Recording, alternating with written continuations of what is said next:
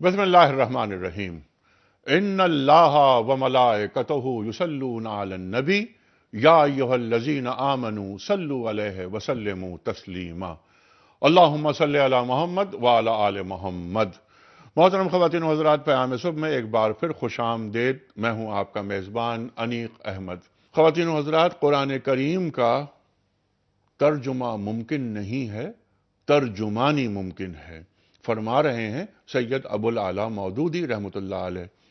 قرآن کریم کلام الہی، انسانی ذہن بہت محدود ذہن رکھتے ہوئے قرآن کریم کی تفاسیر کو کھولنا، ان میں سے نکات تلاش کرنا۔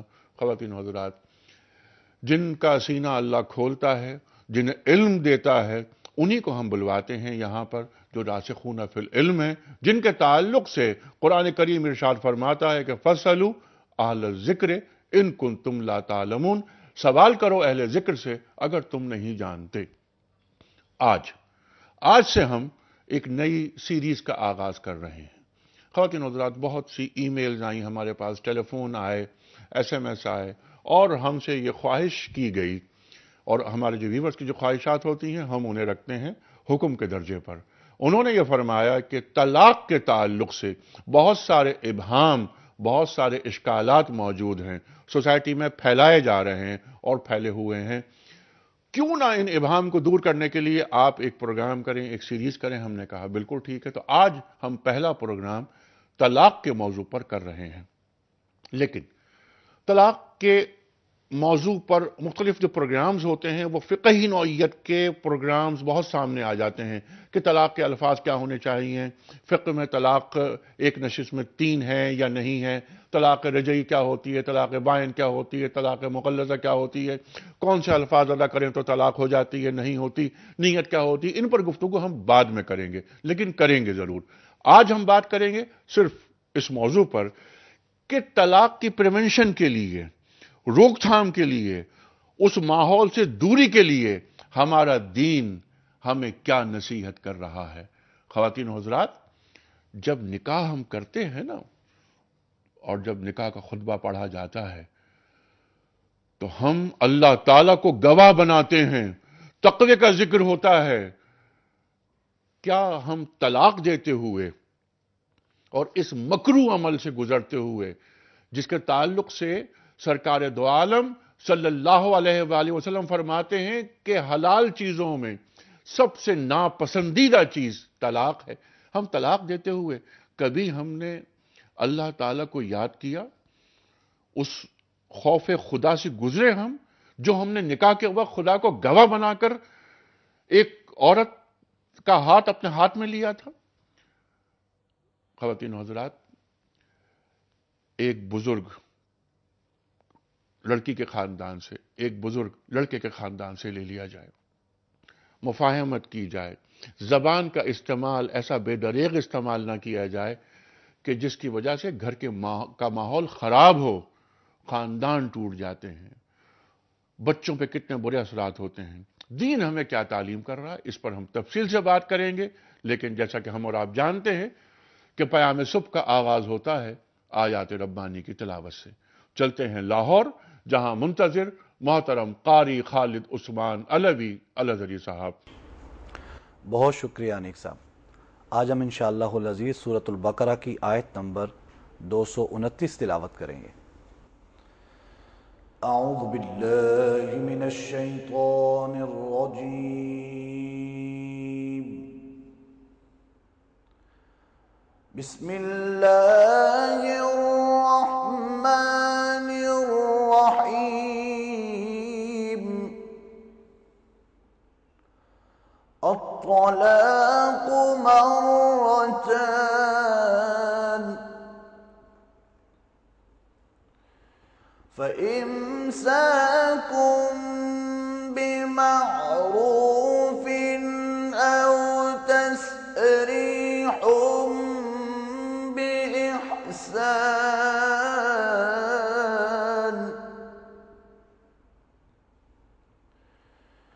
ولا يحل لكم أن تأخذوا مما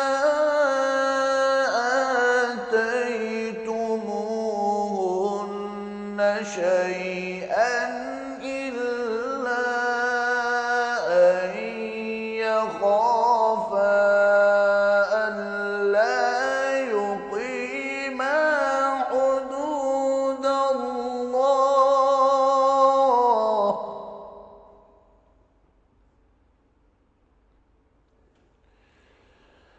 فإن خفتم ألا يقيما حدود الله فلا جناح عليهما فيما افتدت به تلك حدود الله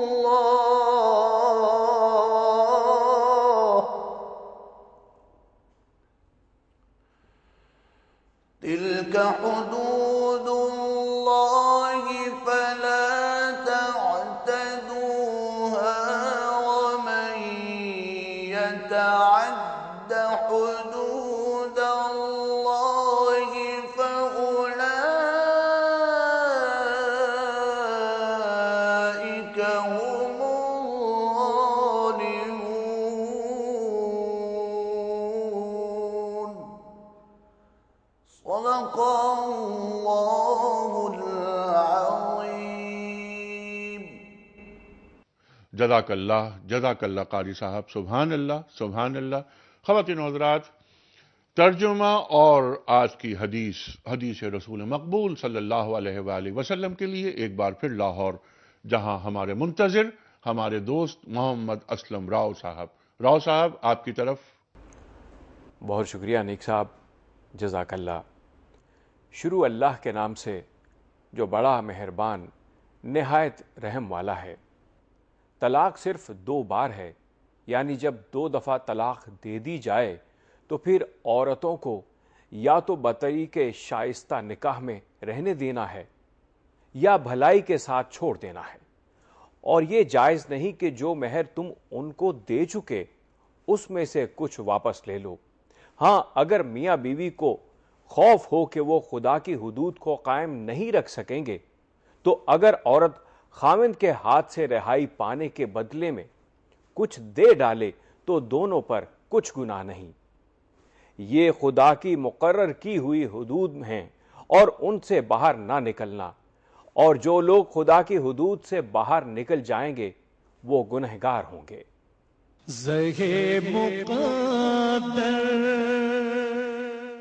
یہ حدیث مبارکہ ابو داؤد کتاب الطلاق سے بیان کی جا رہی ہے۔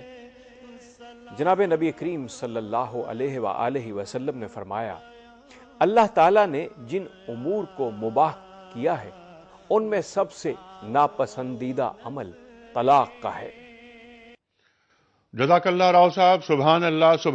خواتین و حضرات، موضوع طلاق تشریف فرما ہے محترم مفتی فضل سبحان صاحب۔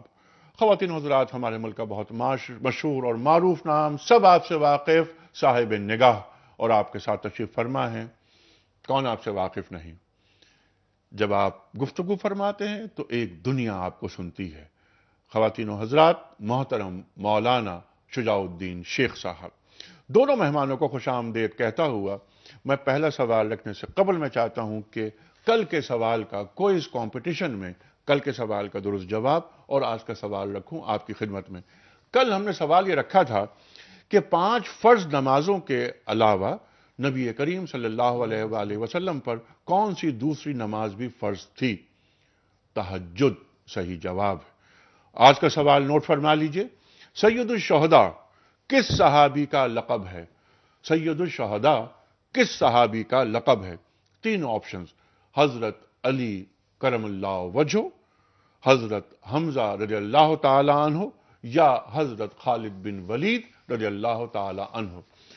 ٹیلی فون نمبر جن پر آپ صحیح جواب اپنے روانہ کرتے ہیں وہ ٹیلی فون نمبرز ہیں 02134528061، 02134527009، ہمارا ای میل ایڈریس ہے ps@duniatv.tv، اور ہمارا SMS کا نمبر ہے 3031۔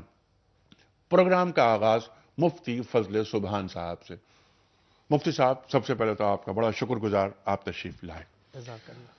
مفتی صاحب، طلاق کا موضوع آج ایک سیریز ہم تفصیلاً بات کریں گے، لیکن جیسے کہ میں نے انٹرو میں یہ عرض کرنے کی کوشش کی کہ ہم ایک دم طلاق پہ آ جاتے ہیں، طلاق بائن، طلاق رجعی، ایک نشست کے 3 طلاقیں وغیرہ وغیرہ۔ طلاق کے تعلق سے طلاق کو کتنا برا دین سمجھتا ہے، اس کی رکاوٹ کے لیے، پریونشن کے لیے کیسے ماحول کا تقاضا ہمارا دین کرتا ہے، قرآن کریم کرتا ہے۔ ارشاد۔ الحمدللہ وکفا وسلام علی عبادہ الذین اصطفیٰ، اما بعد۔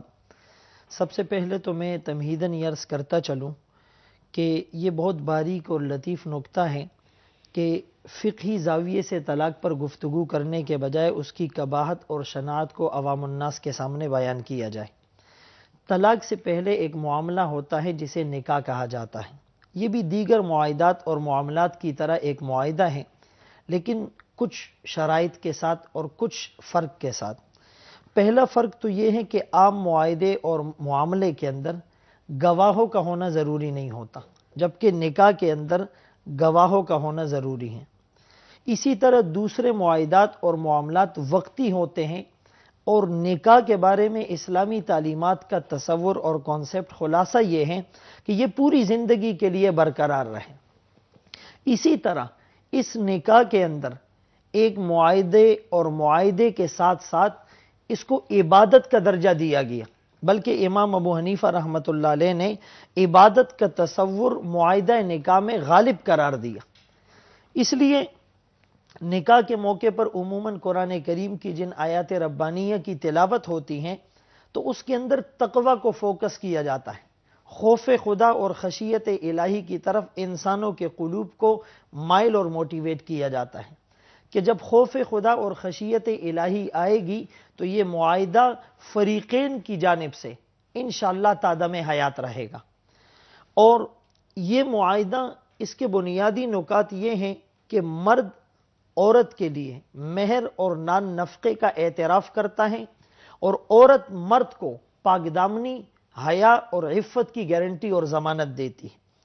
تو اسلام نے اس نکاح کے عمل کو نصف ایمان قرار دیا، اور اسلام نے اس نکاح کے تصور کو اس انداز سے ایکسپلین کیا کہ یہ نکاح جب انسان کرتا ہے تو گویا کہ وہ گناہوں سے، اللہ کی نافرمانی سے اور معصیت کے سمندر میں غوطہ زن ہونے سے بچ جاتا ہے۔ اس لیے اتقوا اللہ وقولوا قولا سدیدا، اللہ سے ڈرتے ہوئے سیدھی بات کرنی ہے۔ یعنی جو طلاق جس کو اگرچہ شریعت میں جائز قرار دیا گیا، لیکن سرکار دو عالم صلی اللہ علیہ وسلم نے یوں بھی فرمایا کہ یہ طلاق مباح اور جائز کاموں میں سب سے ناپسندیدہ عمل ہے اللہ کے نزدیک۔ اس لیے اس سے جتنا اجتناب کیا جائے، جتنا اس سے بچا جائے، اور طلاق کے جو اسباب ہیں، طلاق کے جو فیکٹرز ہیں، طلاق کے جو عوامل ہیں، طلاق کی جو ریزنز ہیں، طلاق تک پہنچانے والی جو چیزیں ہیں، فرمایا کل شیء مفضی الی النزاع فہو باطل، ہر وہ چیز جو جھگڑے کا، ڈسپیوٹ کا، اختلاف، نزاع اور جدال کا سبب بنے، فرمایا اس کو ریجیکٹ کر دو۔ تو اسلام نے بار بار اس چیز کو ثابت کیا ہے کہ تم نے کسی بھی اسٹیج پر طلاق کی نوبت کو نہیں آنے دینا۔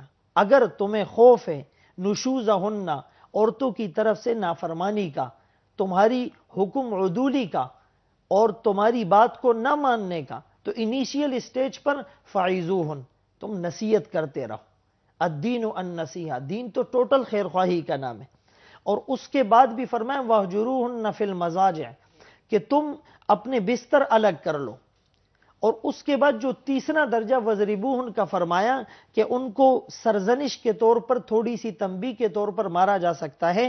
سرکار دو عالم صلی اللہ علیہ وسلم نے فرمایا لَن يَضْرِبَ خِيَارُكُمْ، لیکن تم میں جو بہتر ہوں گے وہ ہرگز انہیں نہیں ماریں گے۔ سبحان اللہ، تو سبحان یہ اللہ۔ تمام اسٹیپ اور تمام درجات طے کرنے کے بعد انشاءاللہ دونوں کے قلوب میں نرمی آئے گی۔ اور ہدایت الحکمت کے اندر مقدمے میں اس بات کو لکھا، مینشن کیا کہ داب التعلیم الترقی من الادنى الى الاعلى ومن الطریق الاسهل الاقرب الى الاصعب الابعد، کہ کسی بھی کام کو کرتے ہوئے تمہیں ادنا سے اعلیٰ کی طرف، اسہل اور قریب سے دور کی طرف جانا ہے.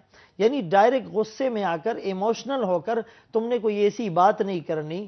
یہ زبان فرمائے اس سے نکلی ہوئی بات یہ نکلے ہوئے تیر کی طرح ہے جو کمان سے نکل جائے تو واپس نہیں آتا.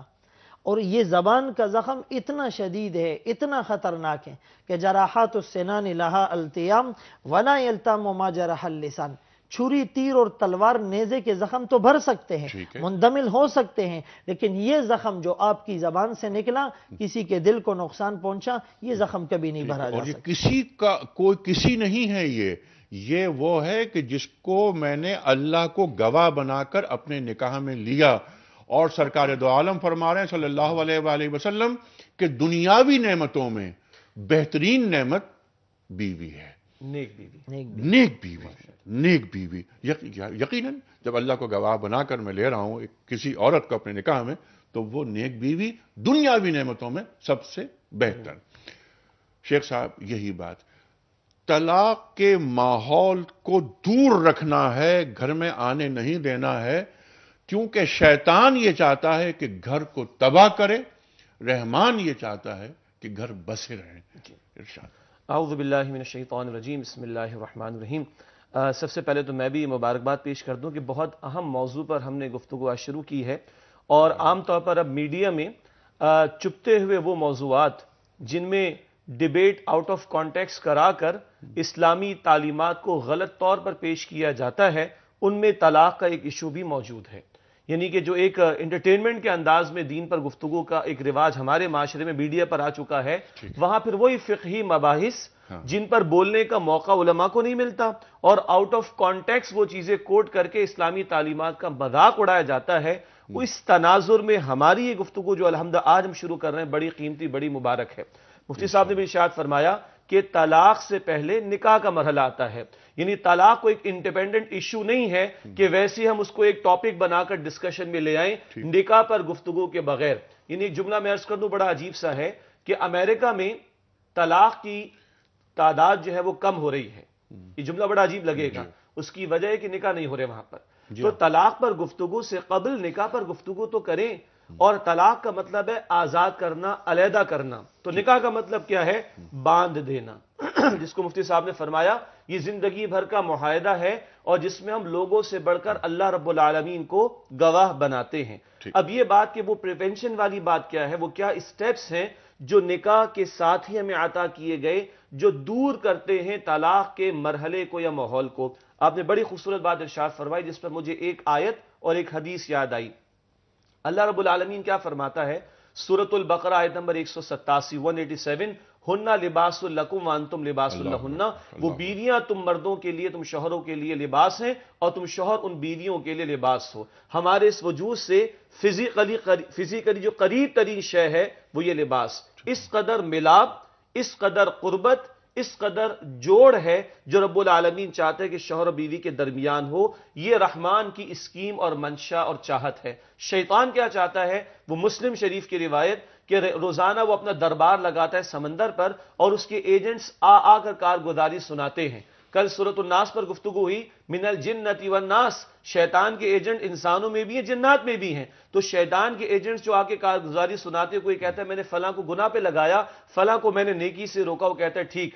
ایک آ کر کہتا ہے کہ آج میں نے ایک شوہر اور بیوی کے درمیان جدائی ڈال دی, تو شیطان کھڑا ہوتا ہے اور اس کو گلے لگاتا ہے اور کہتا ہے تو نے میری جانشینی کا حق ادا کیا. تو گویا گھروں کا ٹوٹنا یہ شیطان کا منصوبہ اور چاہت ہے. ہم پہلے مرحلے پہ تو یہ سوچیں ہم رحمان کی چاہت پر عمل کرنا چاہتے ہیں یا شیطان کے منصوبے کو پائے تکمیل تک پہنچانا چاہتے ہیں. اب آئیے نکاح سے بات شروع کریں.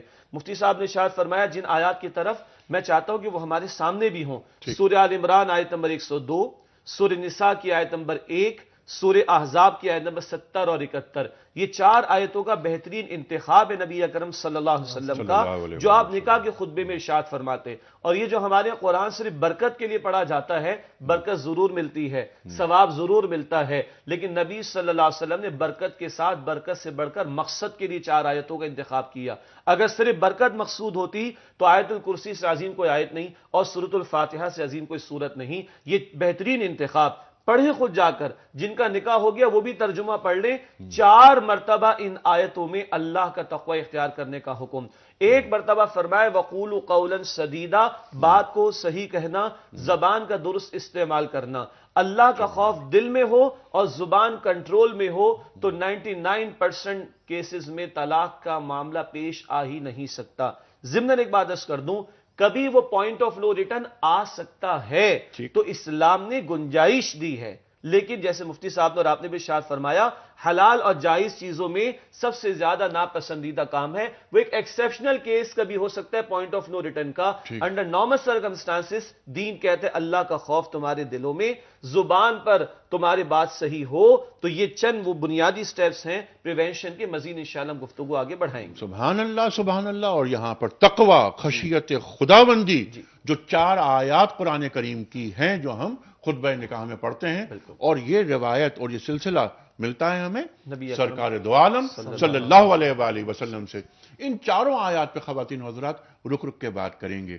خطبہ نکاح کیا ہوتا ہے، اور جو آیت تلاوت فرمائی، آیت کا ٹکڑا شیخ صاحب نے، بہت اہم آیت کا ٹکڑا کہ ہن لباس لکم وانتم لباس لہن، وہ تمہارا لباس ہیں اور تم ان کا لباس ہو. کون؟ ہماری بیویاں. خواتین و حضرات، جب ہم نکاح کے وقت کسی عورت کو اپنا شریک سفر بناتے ہیں تو ہم خدا کو گواہ بناتے ہیں. کیا طلاق دیتے ہوئے ہم نے کبھی خدا کو گواہ بنایا ہے؟ اور خشیت ہمارے اندر آئی ہے؟ آج ہمارے معاشروں میں کیا ہے؟ غصے میں طلاق، مذاق میں طلاق.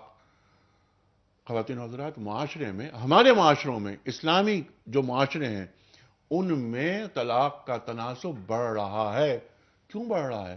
سرکار دو عالم فرما رہے ہیں، جو مفتی صاحب نے یہ فرمایا، شیخ صاحب نے یہ فرمایا، کیا کہ حلال چیزوں میں، جائز چیزوں میں سب سے ناپسندیدہ عمل طلاق کا ہے. خواتین و حضرات، تفصیل سے بات کریں گے. ان آیات پر میں چاہوں گا گفتگو آپ دونوں حضرات فرمائیں جو خطبہ نکاح میں پڑھی جاتی ہیں، اور ایسے ماحول سے ہم کیسے گریز پا ہو سکتے ہیں کہ جن سے طلاق کا ماحول پیدا ہی نہ ہو.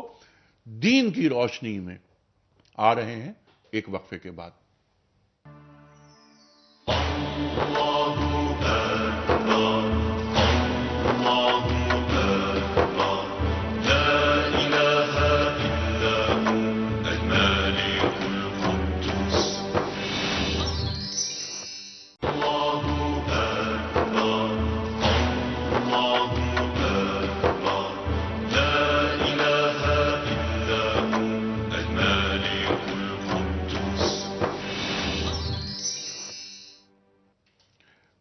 ویلکم بیک خواتین و حضرات. پیام صبح میں ایک بار پھر خوش آمدید. تشریف فرما ہے محترم مفتی فضل سبحان صاحب اور محترم مولانا شجاع الدین شیخ صاحب. تفصیلی بات ہو رہی ہے جس موضوع پر آج جو سیریز ہم نے شروع کی ہے وہ ہے طلاق.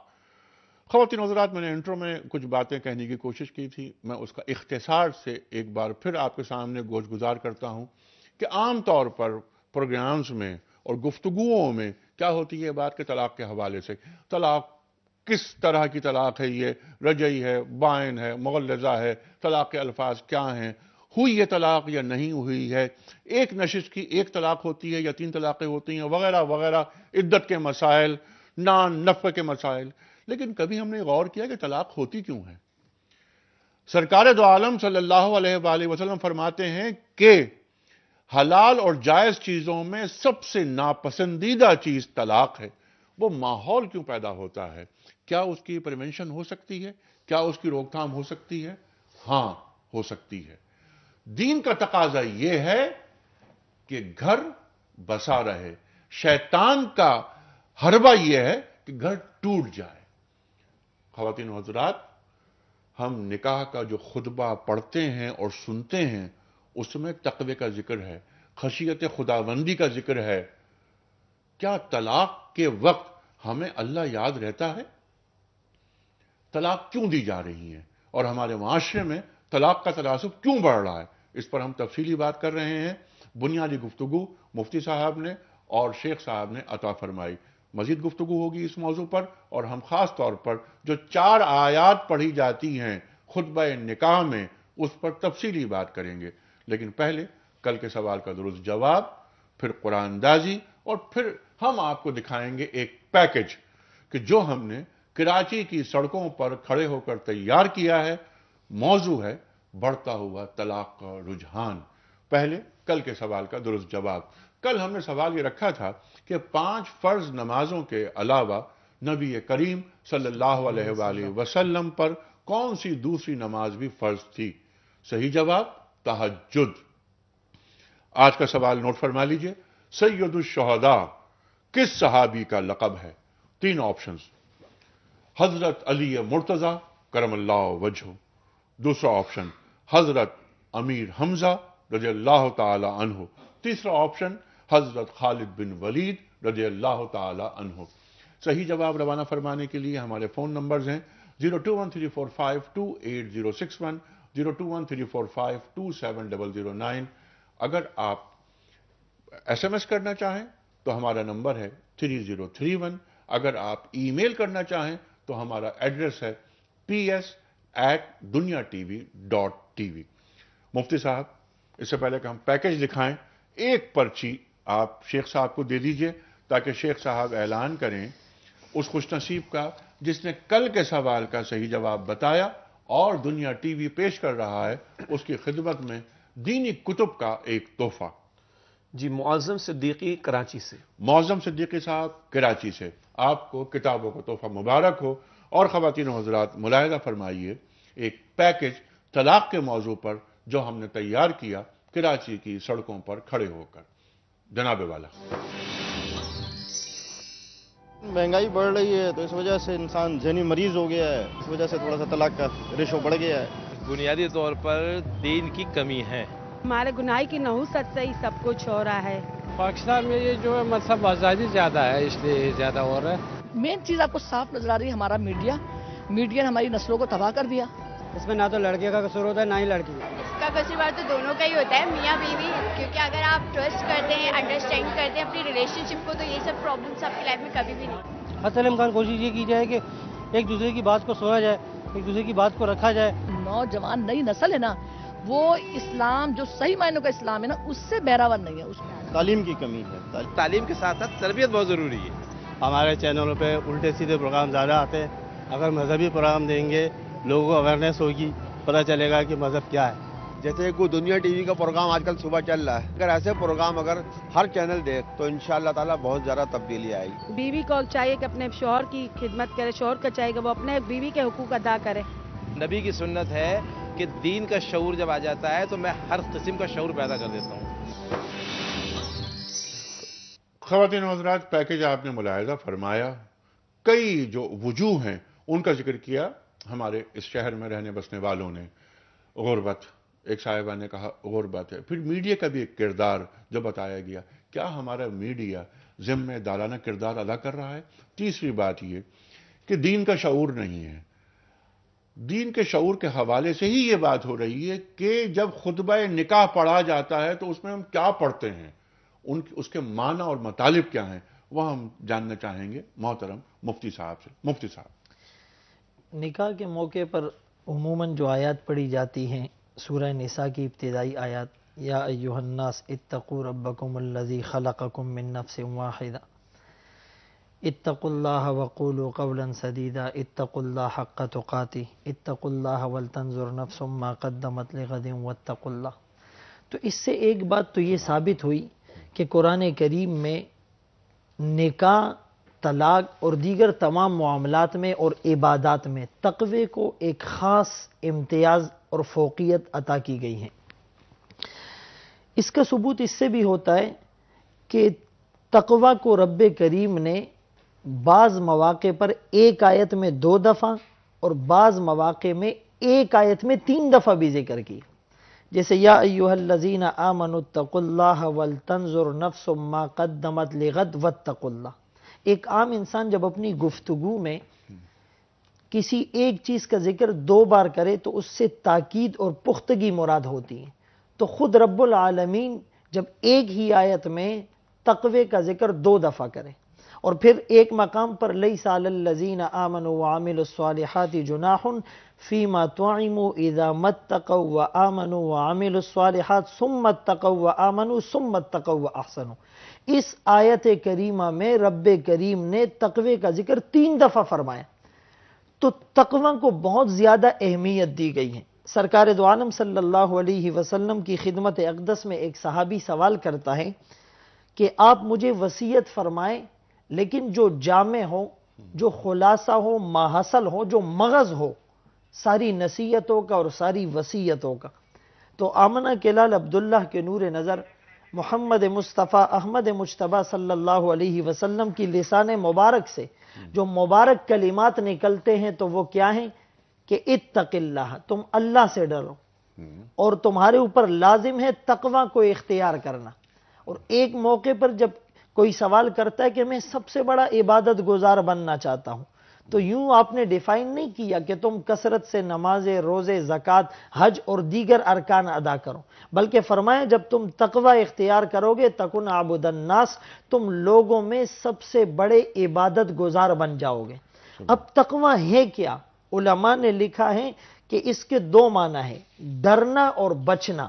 اور فرمایا جن چیزوں سے انسان ڈرتا ہے ان سے بچتا بھی ہے. سبحان اللہ. تو اس کا نام ہے تقوی. سری سکتی رحمت اللہ علیہ سے کسی نے تقوی کے بارے میں پوچھا، فرمانے لگے کہ اگر دل کے خیالات کو ایک مجسم بنا کر برسر عام بازاروں میں پھیرایا جائے اور انسان کو دل کے خیالات پر بھی شرمندگی، ندامت، خفت نہ اٹھانی پڑے، یعنی اقوال کے ساتھ ساتھ جو ذہن کے اور دل اور دماغ کے تفکرات، تصورات ہیں وہ بھی اتنے پاکیزہ ہو جائے، وہ بھی اتنے پاک ہو جائے کہ انسان کو اس پر شرمندگی اور ندامت نہ ہو، تو اس کو تقوی کہا جاتا ہے. حضرت عمر رضی اللہ تعالیٰ عنہ نے جب ابی بن کعب رضی اللہ تعالیٰ عنہ سے تقوی کے بارے میں پوچھا تو فرمانے لگے امیر المومنین آپ ایسے رستے سے گزرے ہیں کہ دونوں طرف خاردار جھاڑیاں ہوں، کانٹے بچھے ہوئے ہوں؟ تو فرمانے لگے جی ہاں گزرا ہوں. کیسے گزرے؟ دامن سمیٹ کر، کپڑے بچا کر، احتیاط کے ساتھ قدم رکھتے ہوئے گزرا ہوں. فرمایا اسی کا نام تقوی ہے. زندگی کی شاہراہ پر گناہوں کی جھاڑیاں، گناہوں کے کانٹے پڑے ہوئے ہیں، دامن کو بچا کر عفت، پاک دامنی کے ساتھ، سلامتی کے ساتھ اس دنیا کے سمندر سے ایمان کی کشتی کو بچا کر نکلنے کا نام تقوی ہے. سبحان اللہ، سبحان اللہ، سبحان اللہ، سبحان اللہ. اور پوچھا گیا سرکار دو عالم صلی اللہ علیہ وآلہ وسلم سے کہ تقوی ہوتا کہاں ہے؟ آپ نے انگلی کا اشارہ کیا، ہاں ہونا، تقوی دل میں ہوتا ہے. ان آیات پہ میں چاہتا ہوں شجاع صاحب آپ تفصیل سے بات کریں. وہ چاروں آیات جو نکاح کے خطبے میں پڑھی جاتی ہیں، لیکن پہلے کچھ کالز لے لیتے ہیں تاکہ ہمارے کالرز کو انتظار نہ کرنا پڑے. امین صاحب السلام علیکم. ہیلو. وعلیکم السلام علیکم بھائی. جناب والا سر یہ ایک تو طلاق سے تھوڑا سا میں ایک جگہ پڑھا تھا کہ احساس سے خدا بھی اس کا کہیں معنی نکلتا ہے نا، تقوی کا احساس سے خدا. تقوی جی تقوی کا معنی جو ہے احساس سے خدا بھی مطلب ایک معنی نکلتا ہے. یہ بھی کنفرم کرنا تھا کہ یہ صحیح ہے کہ نہیں ہے. اچھا ٹھیک ہے. دوسرا آپ کا موضوع ہے یہ، اس میں دیکھیں ہمارے معاشرے میں عدم برداشت کا جو ہے نا کافی بڑھتی جا رہی ہے نا. ٹھیک. تو نان کمپرومائزنگ ذہن ہے. تو ظاہر ہے کہ شادی جب ہوتی ہے دونوں الگ الگ ماحول میں رہتے ہیں، ٹھیک، وہ ایک جگہ اکٹھے ہوتے ہیں تو ایک برداشت کرنا پڑتا ہے ایک دوسرے کو، ٹھیک، جو ہمارے معاشرے میں کم ہوتا ہے، رفتہ کم ہوتا جا رہا ہے. جی ٹھیک. دوسرا یہ کہ رشتہ تلاش کرتے وقت جو ہے نا وہ ظاہری چیزوں کو زیادہ دیکھا جاتا ہے. ہاں. مطلب جیسے تقوی کی بات پھر دوبارہ آ گئی، تقوی پہ دھیان نہیں دیا جاتا، اس کی پیسے کی کمائی پہ اور لڑکی کی خوبصورتی پہ دھیان دیا جاتا ہے. صحیح. تو کیریکٹر کو تو بہت کم دیکھا جاتا ہے. ظاہر ہے اس کا نتیجہ تو خطرہ ہوگا نا اس میں. بالکل صحیح، بالکل صحیح ہے. سرکار دو عالم فرما رہے ہیں صلی اللہ علیہ وآلہ وسلم کہ جب رشتے کے لیے جاؤ تو عام طور پہ لوگ کیا دیکھتے ہیں کہ خاندان کیسا ہے، دولت کیسی ہے، کتنی ہے اس خاندان میں. تیسری چیز یہ کہ ان خاتون کا حسن کتنا ہے. چوتھی چیز ہوتی ہے دینداری، وہی تقوی. کردار کیا ہے خاتون کا؟ تو کردار دیکھو، سب سے پہلے کردار کو رکھو. یہ امین صاحب کا سوال بہت اچھا ہے، ہم اس کا جواب لیں گے، لیکن ایک کال اور لے لیتے ہیں کم از کم. السلام علیکم. السلام علیکم. جی وعلیکم السلام جناب. یاسین صاحب. جی سر، کیا حال ہے آپ سر؟ اللہ کا شکر. سر کیا سوال؟ ایک تو یہ پروگرام کی تعریف کرنی تھی سر. اچھا، بہت شکریہ آپ کا. اور دوسرا سر یہ اتنا لوگ آسانی سے سوچ کیسے لیتے ہیں طلاق کا، یعنی اتنا بڑا مسئلہ ہے یہ کہ لوگوں کے دماغ میں اتنا آسانی سے آ کیسے جاتے ہیں؟ کیا اچھی بات ہے کہ لوگ اتنی آسانی سے سوچ کیسے لیتے ہیں طلاق کے تعلق سے. تو یہ ہم ایسے کیسا بنائے کہ اتنا آسانی سے یہ چیز، یعنی اتنا سوچ جانی نہیں چاہیے اس طرف. بالکل ٹھیک اچھا، ہے، آسانی سے. بہت اچھا سوال ہے آپ کا شیخ صاحب. پہلے یہ دونوں سوالات آپ کی خدمت میں.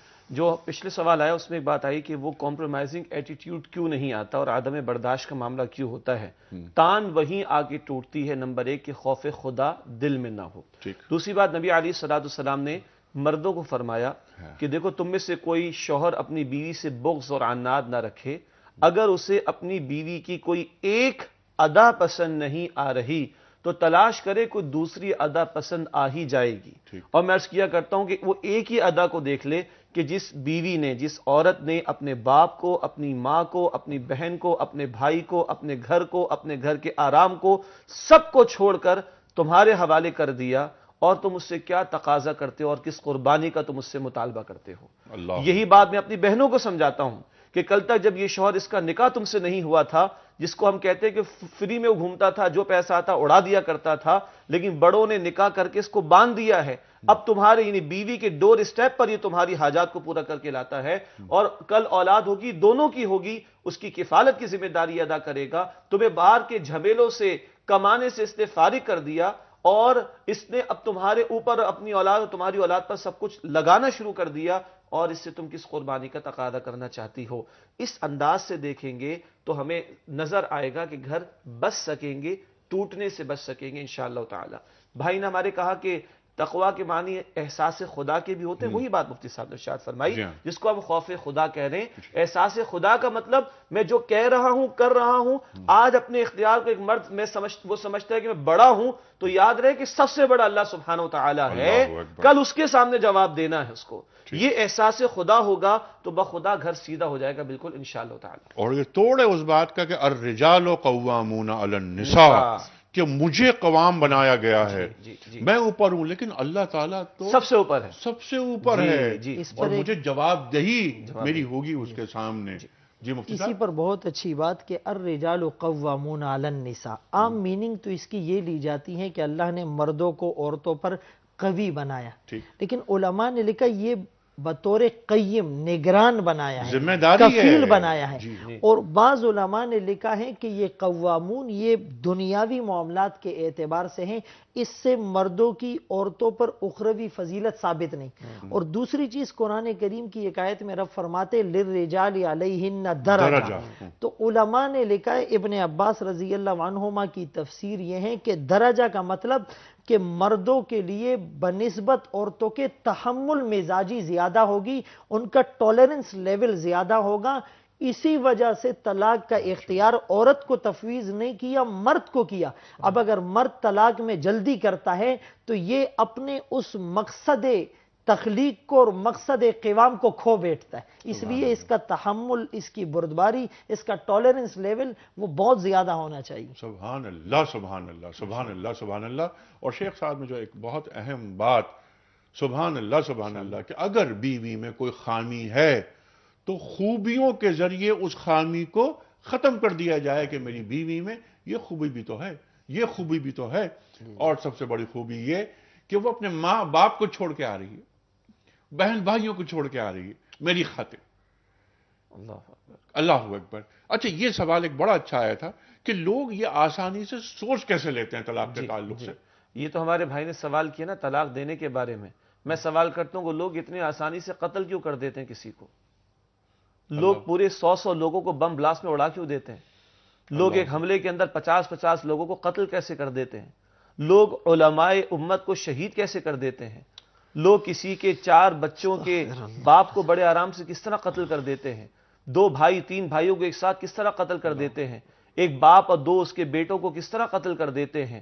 یہ تو طلاق کا سوال ہو رہا ہے. بنیادی بات، بنیادی مسئلہ وہیں کھڑا ہوتا ہے. آج اللہ کا خوف ہمارے دلوں میں نہیں. حکمران پوری قوم کا سودا کیوں کر لیتا ہے؟ میڈیا کے ذریعے سے چند ٹکے کمانے کے لیے دین اور ایمان کا سودا کیوں کر لیا جاتا ہے؟ اس لیے کہ خوف خدا دل میں نہیں ہے. تو بات طلاق کی ہو، ایک عورت کو گھر سے نکال دینے کی، یا پوری قوم کو فروغ کر دینے کی، یا دین اور ایمان کا سودا کر لینے کی، تان یہیں پہ آ کر ٹوٹے گی کہ خوف خدا دل میں نہیں. اور آپ غور کیجئے، ابھی تو ہم نے 4 آیتوں کا ذکر کیا ہے، ابھی ہم نے بات نہیں کی. آپ قرآن میں دیکھیے سورہ البقرہ کی 4 رکوع 28 29 30 31 4 رکوع خاندانی زندگی پر ہیں جن میں طلاق کے معاملات بھی بار بار تقویٰ ملے گا. سورہ نساء کی ابتدائی 40 43 آیات میں چلے جائیے، عورتوں کے، کمزوروں کے، یتیموں کے حقوق کا بیان بار بار تقویٰ کا ذکر ملے گا. سورہ طلاق میں چلے جائیں 28ویں پارے میں بار بار طلاق کا ذکر ملے گا. جہاں جہاں قرآن خاندانی زندگی کا ذکر فرماتا ہے وہاں بار بار خوف خدا خوف خدا خوف خدا کا ذکر کرتا ہے. کیوں؟ گھر میں کسی آپ اور ہم انٹیلیجنس والوں کو بٹھا نہیں سکتے، لا کر کوئی فوج لا کے کھڑی نہیں کر سکتے. یہ خوف خدا ہی ہے جو دل میں ہوگا شوہر کے اور بیوی کے بھی، تو زندگی کی گاڑی صحیح طرح چل سکے گی، ورنہ تباہی تو ہمارے سامنے دکھائی دے رہی ہے اس وقت. سبحان اللہ سبحان اللہ. خوف خدا جب تک مجھے روز حشر پیش ہونا ہے اور سرکار دو عالم صلی اللہ علیہ وآلہ وسلم حوض کوثر پر مجھ سے پہلے موجود ہوں گے، یہ خیال ہے کیا مجھے؟ اور کیا میرے اعمال ایسے ہیں کہ میں اپنا چہرہ انہیں دکھا سکوں گا؟ یہ ہے خوف خدا کی بات. اور حدود اللہ کی بات، جو طلاق کی بات آتی ہے، پھر اللہ تعالیٰ کیا فرماتا ہے کہ میری آیات کو مذاق نہ بناؤ. بالکل بالکل. یعنی اللہ تعالیٰ نے نکاح سے متعلق بہت ساری ہدایات عطا فرمائی. ابھی ہم نے ابتدائی کلام کیا ہے، ابھی ہم تفصیل میں اور نہیں گئے. ابتدائی کلام ہم نے کیا، نکاح سے متعلق اور امور ہیں، شوہر کی ذمہ داریاں، بیوی کی ذمہ داریاں، گھر کے بڑوں کی ذمہ داریاں، گھر کے ماحول کے معاملات. طلاق تو بھی کہیں آئی نہیں رہی. جی بالکل، یہ طلاق کی نوبت ہی نہیں آنی چاہیے. تتخذوا آیات اللہ ہزوا. جی قرآن کریم ارشاد فرما رہا ہے اس کو مذاق نہ بنائیں. صرف برکت مقصود لی جائے اور مقصد آیت پر عمل نہ کیا جائے. مقصد آیت پر صرف کیا اچھی بات کہی. یہ بھی مذاق ہے اللہ کی آیات کا کہ برکت تو حاصل کی جا رہی ہے، مقصد کو فوت کیا جا رہا ہے. یہ بھی اللہ کی آیات کے ساتھ مذاق ہے. مولوی صاحب آ گئے، نکاح خواہ آ گئے اور انہوں نے خطبہ شروع کیا اور آیات کا مذاق اڑ رہا ہے زندگی میں.